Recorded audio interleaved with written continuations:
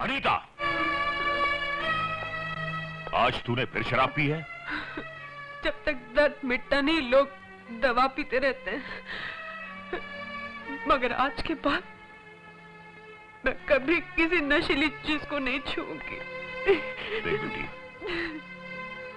मैंने तेरे लिए एक बहुत ही अच्छा लड़का देखा है। वो कल तुझे देखने आ रहा है। मैं 3 दिन के अंदर अंदर उसके साथ तेरी शादी कर दूंगा। अब मैं शादी नहीं करूंगी, कभी नहीं। क्यों नहीं करोगी? मैं तुझे हर रोज इस तरह मरते हुए नहीं देख सकता। आज के बाद आपको कभी मुझसे कोई शिकायत नहीं होगी। I promise you.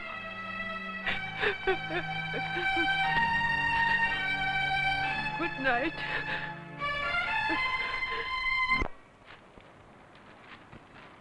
साहब, साहब, लगता है बेबी घर छोड़कर चली गई। क्या कर रही हो? ये चिट्ठी उसके कमरे से मिली है। डैडी, मैंने आपको बहुत दुख दिए हैं, बहुत सताया। मेरी गलतियों को माफ कर देना। क्या करूं, मेरी बदनसीबी ने मुझे बुरी तरह से तोड़ दिया है। मैं बिखर कर रह गई हूं। लेकिन आप खुद को समेटने, अपने आप को तलाश करने जा रही हूं। मेरा सफर बहुत लंबा है। मुझे ढूंढने की कोशिश मत करना। आपकी बेटी अनीता। साहब, जब से उससे होश आया है, उसकी जुबान पर आप ही का नाम है। अब उसकी हालत कैसी है? बचने की कोई उम्मीद नहीं है। तीसरी मंजिल से गिरा है, पसलियां पूरी टूट चुकी हैं। आइए। पेड्रो, इंस्पेक्टर अमर आए हैं।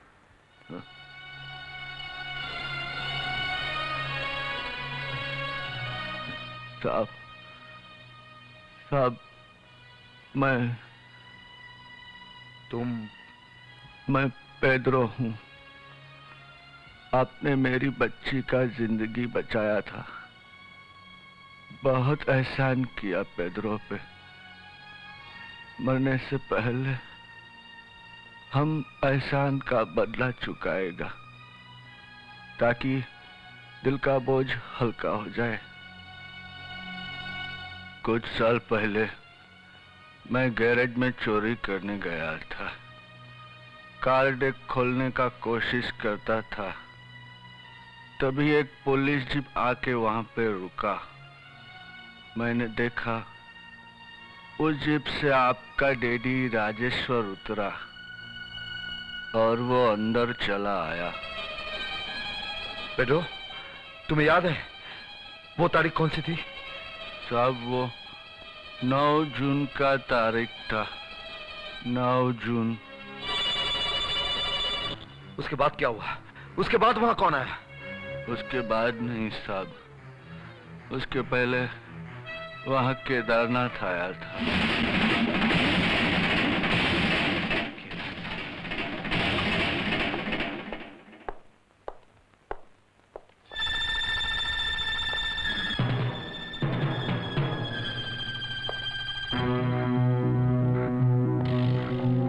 तुम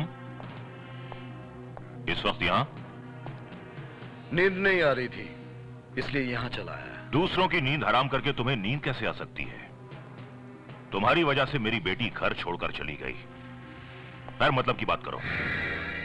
नींद ना आने की 2 ही वजह हो सकती है अंकल। एक परेशानी और दूसरा जब कोई मसला सुलझ ना रहा हो। घुमा फिरा कर बातें करके मेरा वक्त बर्बाद मत करो।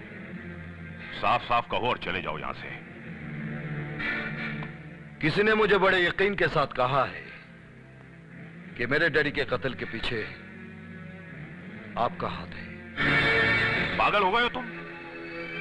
मैं अपने सबसे प्यारे दोस्त का कत्ल करूंगा? अभी जो मेरी देवी समान है, उसकी मांग का सिंदूर उजाड़ूंगा मैं? तुमने मेरे... बस अंकल, बस। यकीन तो मुझे भी नहीं आता था। अब बिल्कुल तसल्ली हो गई। उलझन सुलझ गई।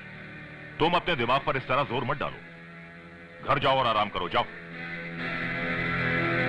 आराम तो सिर्फ उस दिन करूंगा अंकल, जिस दिन डैडी के कातिल को फांसी के तख्ते पे चढ़ाऊंगा। चलता हूं।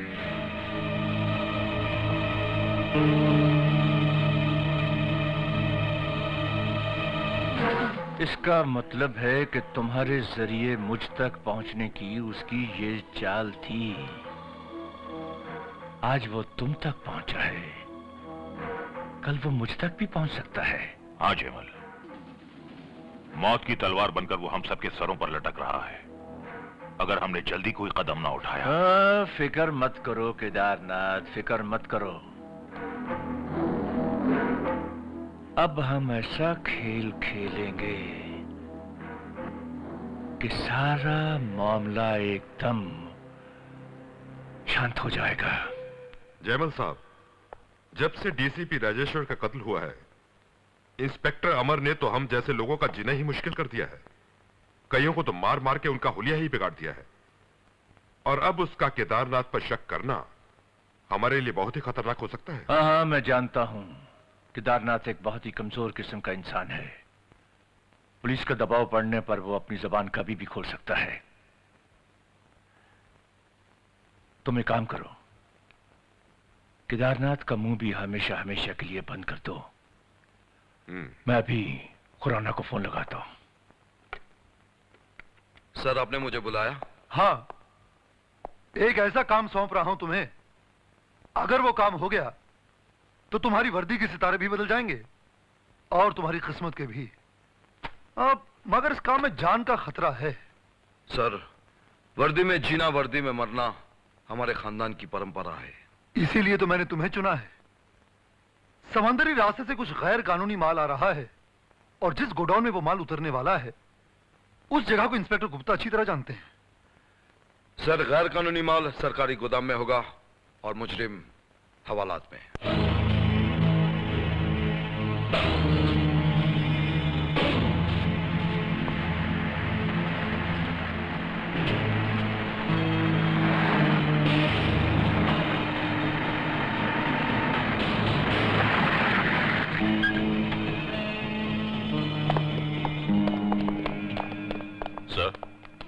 यही है वो जगह जहां स्मगलिंग के माल से भरा ट्रक उतरने वाला है। तुम मेरे साथ चलो और तुम लोग अपनी अपनी जगह पोजीशन ले लो। सर, बेहतर होगा कि मैं बाहर रहकर इंतजार करूं और इन लोगों पर कंट्रोल रखूं। कहीं ऐसा ना हो कि ट्रक वालों को इन लोगों के होने का एहसास हो जाए।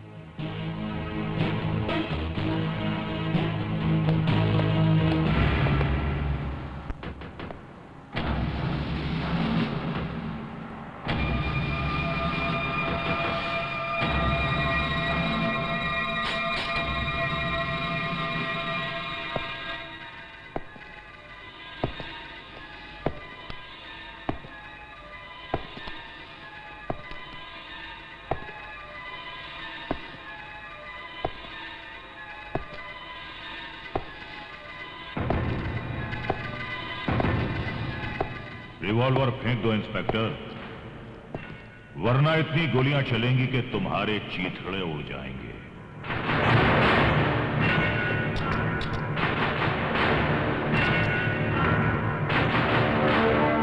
अगर 2-4 पल और जिंदा रहना चाहते हो तो रिवॉल्वर फेंक दो।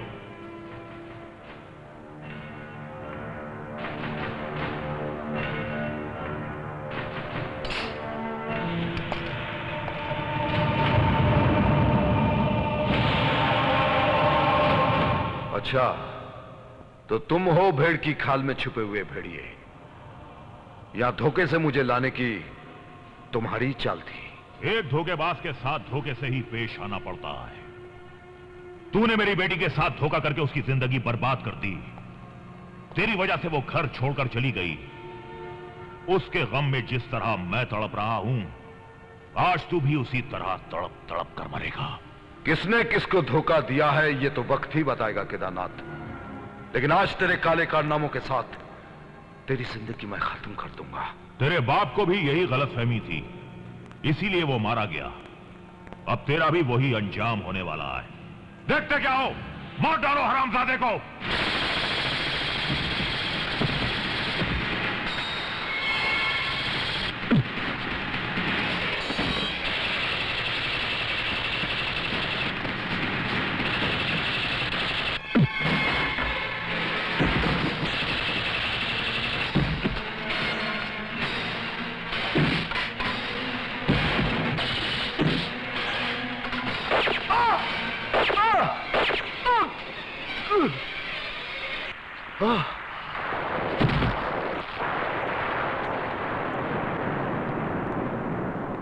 रुक जाओ केदारनाथ, ये क्या बदतमीजी है? हमें ऑर्डर है कि अमर के साथ साथ तुम्हें भी खत्म कर दिया जाए।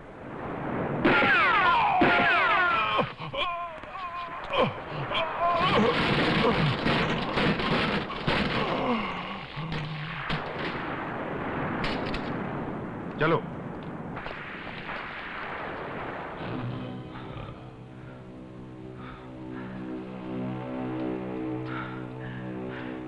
केदारनाथ, केदारनाथ। तू जिंदा है बेटे? हाँ, मुझे शक था कि मेरी मौत का चाल दुश्मनों ने जरूर बुना होगा। वही चाल चली होगी जो मेरे डैडी के साथ चली गई थी। इसलिए मैं ये बुलेट प्रूफ जैकेट पहन के आया था। बताओ केदारनाथ, किसने ऑर्डर दिया था हम दोनों को मारने का? किसके कहने पर तुमने मेरे डैडी की हत्या की थी? नहीं अमर, मैंने तेरे डैडी की हत्या नहीं की। झूठ मत बोलो। मरने से पहले सच बोलकर एक पुण्य का काम करके जाओ। बताओ। अमर, मैं अपनी इकलौती बेटी अनीता की कसम खाकर कहता हूं, तुम्हारे डैडी का कत्ल मैंने नहीं